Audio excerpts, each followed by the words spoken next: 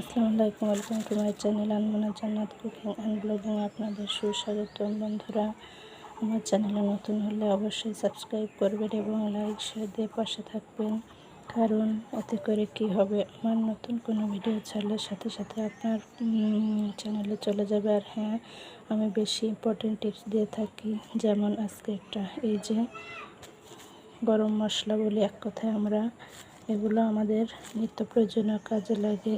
সুস্বাদু খাবার তৈরি, আর মেহমান আসলে তো কথাই নেই, ভালো ভালো খাবার এগুলো না দিলে সুস্বাদু এবং সেন্ট কোনোটাই হয় না। তো এটা আমাদের দৈনন্দিন রান্নাবান্নার কাজে অনেক প্রয়োজন।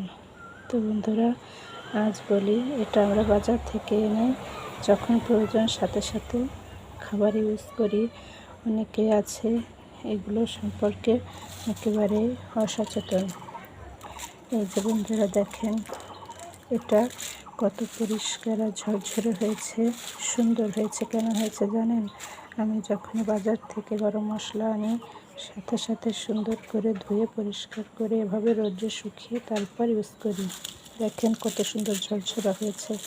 তো বন্ধুরা, আপনারা এভাবে ব্যবহার করবেন।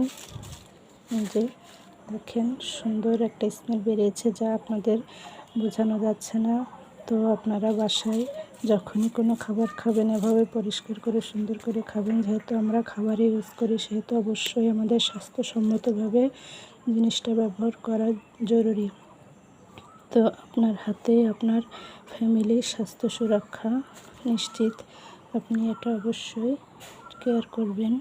ভালো থাকবেন, সুস্থ থাকবেন। ভালো লাগলে কমেন্ট করে জানাবেন এবং শেয়ার লাইক দিয়ে পাশে থাকবেন। আল্লাহ হাফেজ।